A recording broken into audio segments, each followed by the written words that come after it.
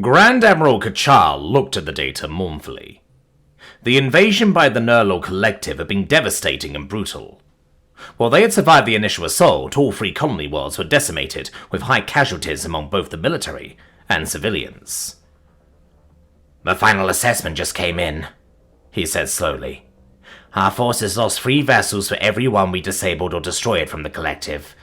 Our total military is down to a mere 25% of original strength, and it will take us at least 2 full cycles to rebuild. Unfortunately, reports indicate it will be less than a 10th of a cycle before the collective returns to finish what they started." He pulled up a projection, and after looking at the numbers, concluded that 2 full cycles to rebuild was likely an overly hopeful estimate, not a realistic one. Even with every civilian actively supporting a war effort, the gap was just too large to overcome. "We don't have the technology or numbers to overcome this push," Kachal said sadly. "Without help, we will be doomed to subjugation by the Nerlal collective. It won't be slavery, just a so-called protectorate as they have done before." "Slavery with a kind name is slavery nonetheless, and diplomacy has failed, as our systems are too remote and lack sufficient valuable resources to attract aid from an ally of any significance." High Chancellor Chenka responded bitterly. "I have one thought, but you won't like it," Kachal said quickly. "Oh? And what might—" "No. Just no. Don't even say it," Chenka implored the Admiral. "The humans." Kachal didn't say it, but simply shrugged apologetically. "How can you even think to suggest that after the diplomatic incidents?" Chenka exploded at Kachal. "We couldn't even get through one meeting without them attempting to—" "I know," Kachal interrupted quickly, "and that's exactly why I think they might be our answer. Despite our problems with them, humans have a reputation for fair and honest dealings, and a rather significant distaste for bullies like the Nerlal collective." "But they're halfway across the galaxy. Why would they come to our aid?" Chenka asked. "We have children who need parents," Kachal explained. "Humans are known to adopt from outside their species, and we have too many orphans for our own people to handle. I believe if we teach our children to be more attuned with humans, their adoptions will bring attention to our plight." "Class, please recite the Prophet Manaran's 3rd law of trade," Instructor Merrick said firmly. "Know your targets so you may best exploit them, but remember the best exploitation leads to mutual benefit," a dozen young voices recited in unison. "Now, we hope to place you all with human parents," Merrick began as he flicked on the holo presentation. "If you are to live among them, you need to understand the relationship between humans and semi-sapient animals they keep as pets.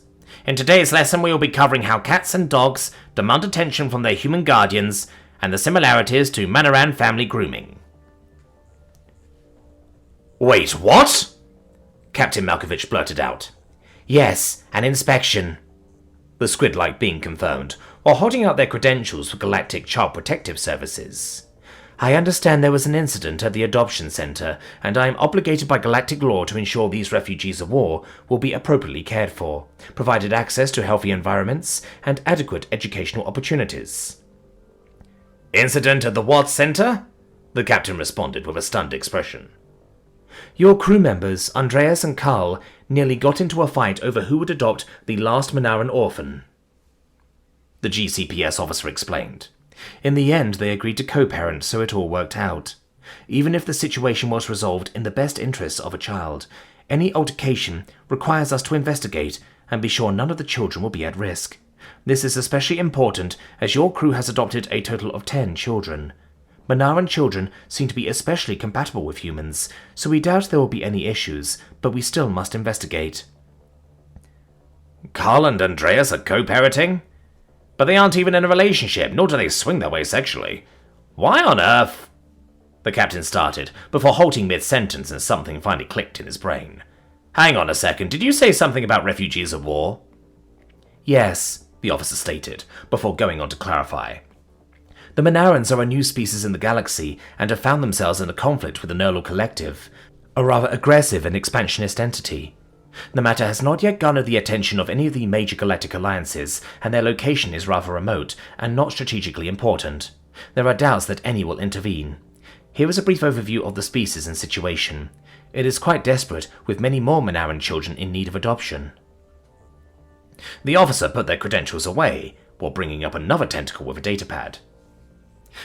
Captain Malkovich took one look at the picture at the top, and his brain stalled as it considered the reality of a sentient ferret with 4 arms, 2 legs, and cat-like ears. He then realized his ship was about to become a madhouse, and he didn't have time to childproof anything before the GCPS officer did the inspection. However, that was secondary to addressing the main problem. "Hold on, I need to make a call," he said tersely to the GCPS officer. He quickly pulled out his communicator and selected a contact he hadn't spoken to in years, and hoped the number was still valid. Luckily it was. "Captain Jackson, it's Captain Malkovich with the hauler Pandora's cargo box. I need your help," he said gravely. "My crew just adopted 10 Manaran children who are refugees of a war with something called the Nerlal Collective. Evidently, there are a lot of orphans. Do you know if your superiors in the Navy are aware of the situation? And are you still friends with Erica over in the Terran Red Cross?" Less than a week later, the Nerlal Collective discovered humanity was displeased with their treatment of the Manaran people. First came the Terran Red Cross, who attempted to document the treatment of the Manarans and provide aid. It turned into an evacuation mission, with ships full of Manaran orphans being sent to Terran colonies for care and adoption. Next came the Terran Navy, who was all too happy to teach them to pick on an opponent their own size. Initially, the Terran Navy simply watched and warned the Nerlal Collective to cease all war crimes and violations of sapient rights, or face serious consequences. When a Red Cross vessel full of Manaran children was fired upon for attempting to remove Nerlal labor trainees, Terran Fleet Command decided that no less than half of the Terran Navy would provide a proportionate response. In less than a month, the collective was toothless and begging for mercy. Next came the lawyers on behalf of over 5 million human parents, demanding reparations and compensation for their adopted Manaran children. Upon arrival, the lawyers discovered the Manarans weren't the first race the collective had mistreated, and the opportunities for class action lawsuits were boundless. Members of the former Nerlal Collective suddenly found themselves destitute and on the run from every collection agent in the known galaxy, if they weren't already in prison for sapient rights abuses. And the galaxy was reminded why you shouldn't mistreat other sapiens if there's any possibility humans will find out, especially if the sapiens are a little furry.